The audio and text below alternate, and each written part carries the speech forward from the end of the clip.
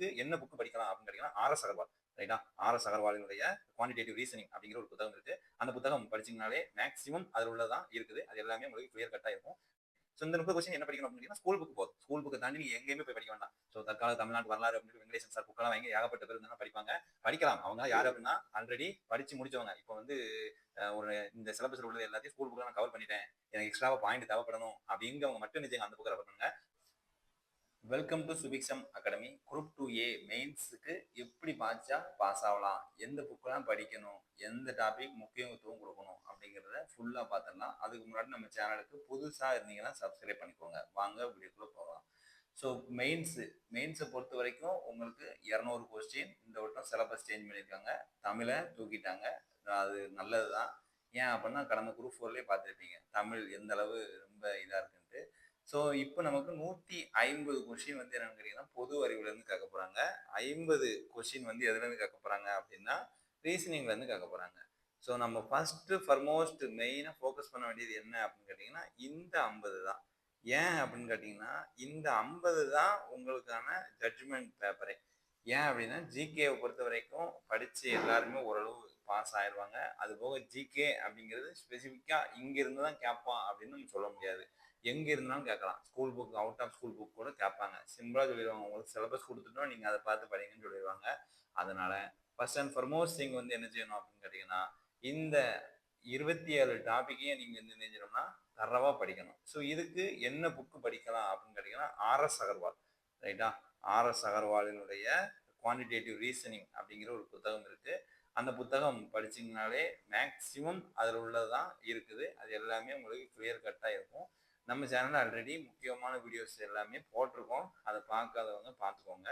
So இந்த reasoning டாப்பிக்கை நீங்கள் தரவு பண்ணிட்டீங்கனாலே ஒரு 50க்கு ஒரு 40 கொஸ்டின் உங்களால் போட முடியணும் அப்படிங்கிற லெவலில் தான் நீங்கள் இருக்கணும்.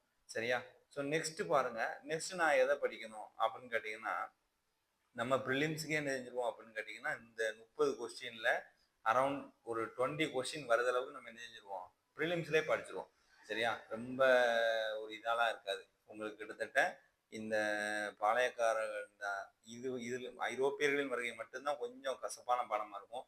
அது கீழே உள்ள எல்லாமே என்னதுதான் நம்ம ஜென்ரலாக அந்த டே டு டே படித்த பேப்பர் தான். அதனால ஃபர்ஸ்ட் ப்ரிஃபரன்ஸ் வந்து நீங்கள் இந்த 30 கொஸ்டின் கொடுங்க. அதுக்கு அடுத்ததாக இந்த 45 கொஸ்டின். இந்த 45 கொஸ்டின்லையுமே ஸோ இந்த 30 கொஸ்டின் என்ன படிக்கணும் அப்படின்னு கேட்டிங்கன்னா ஸ்கூல் புக்கு போதும். ஸ்கூல் புக்கை தாண்டி நீங்கள் எங்கேயுமே போய் படிக்க வேண்டாம். ஸோ தற்கால தமிழ்நாட்டு வரலாறு அப்படின்னு வெங்கடேசன் சார் புக்கெல்லாம் வாங்கி ஏகப்பட்ட பேர் இருந்தாலும் படிப்பாங்க.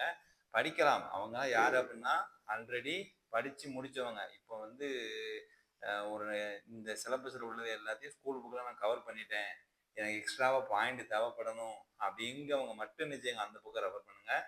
ஸோ இது ஸ்கூல் புக்கே படிக்காமல் டேரெக்டாக நான் என்ன செய்ய போகிறேன் அந்த புக்கு தான் படிக்க போகிறேன் அப்படின்ட்டு படிக்காதீங்க. ஏன்னா ஆன்சர் கீ வந்து என்ன செய்வாங்க இந்த புக்கை வச்சு தான் எடுப்பாங்க, ஸ்கூல் புக் வச்சு தான். அப்படி இல்லைன்னா என்னது கவர்மெண்டால் அக்செப்ட் பண்ணப்பட்ட ஒரு புத்தகத்துலேருந்து தான் ஆன்சர் கீ வந்து நீங்கள் கிளைம் பண்ணாலுமே அக்செப்ட் பண்ணுவாங்க. ஸோ வெங்கடேசன் சார் புக் வந்து அக்செப்ட் பண்ணப்பட்டதா அப்படிங்கிறது எனக்கு தெரியல. ஸோ நீங்கள் படிக்கிறதுக்கு முன்னாடி அதை கன்ஃபார்ம் பண்ணிட்டு படிக்க ஆரம்பிங்க. ஸோ மெயினாக நீங்கள் ஸ்கூல் புக்ஸ் படிச்சீங்கனாலே போதுமானது அப்படிங்கிறத என்னுடைய கருத்து. அடுத்து பாருங்க இந்த அரசியலமைப்பு. அரசியலமைப்பு பொறுத்த வரைக்கும் நீங்க என்ன செய்ய வேண்டாம், தமிழ்நாட்டோட இந்த டிஸ்ட்ரிக்ட் கலெக்டர் அதை பத்தி எதுவுமே படிக்க வேண்டாம். ஸோ படிக்க வேண்டாம்னு சொல்ல மாட்டேன். ஸோ நீங்க வந்து படிக்கணும். எப்படின்னா அரசியலமைப்பு நான் தரவா இருக்கேன், ஸோ இந்திய அரசியலமைப்பை பத்தி எனக்கு ஓரளவு எல்லாமே தெரியும் அப்படிங்கிறவங்க டிஸ்ட்ரிக்ட் அட்மினிஸ்ட்ரேஷன் கொள்ளணும். நீங்க டேரக்டா எடுத்தோன்னு என்ன செஞ்சிடக்கூடாது, தமிழ்நாடு வச்சுதான் கேட்காங்க அப்படின்ட்டு நீங்க தமிழ்நாட்டில் உள்ளதை மட்டும் படிக்கக்கூடாது. இந்த 45 கொஸ்டின்ல ஒரு 30 கொஸ்டின் என்ன செய்வாங்க இந்திய அரசியலமைப்புல இருந்து தான் கேட்பாங்க. மீதி 15 கொஸ்டின் வேணும்னா இந்த டிஸ்ட்ரிக்ட் அட்மினிஸ்ட்ரேஷன்ல இருந்து கேட்கறதுக்கான வாய்ப்புகள் இருக்குது.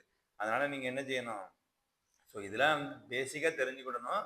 பட் நீங்க மெயினா ஃபோக்கஸ் பண்ண வேண்டியது என்னதான் ஃபோக்கஸ் பண்ணணும், என்னது அடிப்படை உரிமைகள், அதாவது சிட்டிசன்ஷிப்ல இருந்து வரிசையாக கண்டினியூஸா படிச்சு 22 பகுதிகளையுமே தரவு பண்ணி அதில் உள்ள எல்லா விதிகளையும் உங்களுக்கு தெரிஞ்சிருக்கணும்.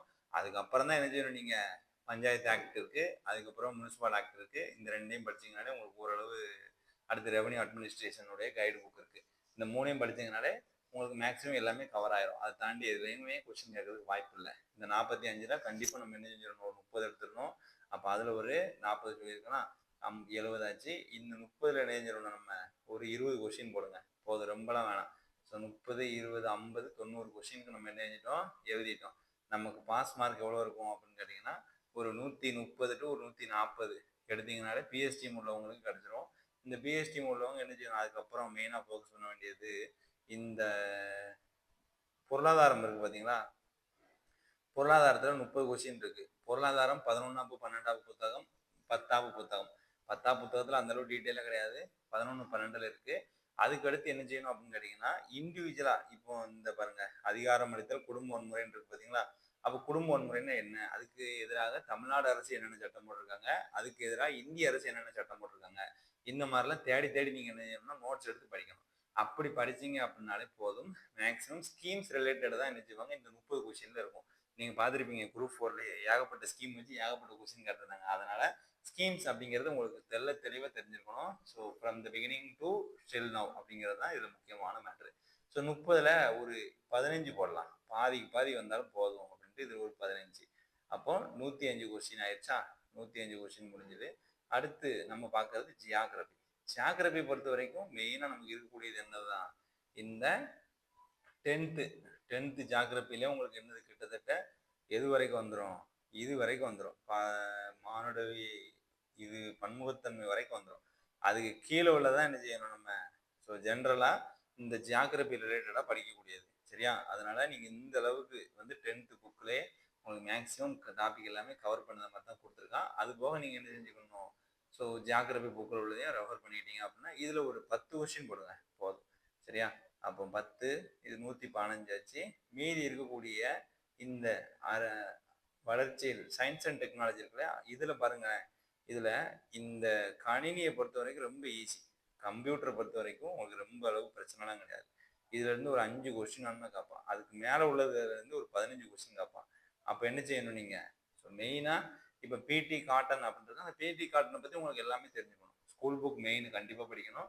ஸ்கூல் புக்கை தாண்டி பிடி காட்டன்னா என்ன, அது என்னென்ன வகை இருக்குது, எங்கே ரிசர்ச் நடந்துச்சு அப்படிங்கிற டீட்டெயில் எல்லாமே நீங்கள் படிச்சுக்கணும். ஸோ அப்படி படிச்சிங்கன்னா இதில் ஒரு 10 கொஸ்டின். ஸோ அப்போ 130 கொஸ்டின் நம்ம டார்கெட் பண்ணது வந்துருச்சு. இவ்வளோ தான் பிஎஸ்டிஎம் கட் ஆஃப் வந்து இருக்கும். சரியா. ஏன்னா கொஸ்டின் வந்து உங்களுக்கு என்னது full and full GK. 50 mark உங்களுக்கு ஆப்டிடியூட் வச்சுருக்காங்க, ரீசனிங்கு. ஆப்டிடியூட்னா கூட போட்டுடலாம், ரீசனிங் போடுறது எல்லாருக்கும் ஒவ்வொரு மாதிரி ஆன்சர் வருமா அப்படிங்கிறது டவுட் தான். அதனால இந்த ரேஞ்சில் தான் கட் ஆஃப் வந்து இருக்கும். மெயின்ஸை பொறுத்த வரைக்கும் நீங்கள் இந்த ஸ்ட்ரக்சரில் படிச்சீங்கன்னா கண்டிப்பாக உங்களுக்கு வெற்றி அப்படிங்கிறது உறுதி. ஸோ நம்ம சேனலை தொடர்ந்து வாட்ச் பண்ணுங்கள்.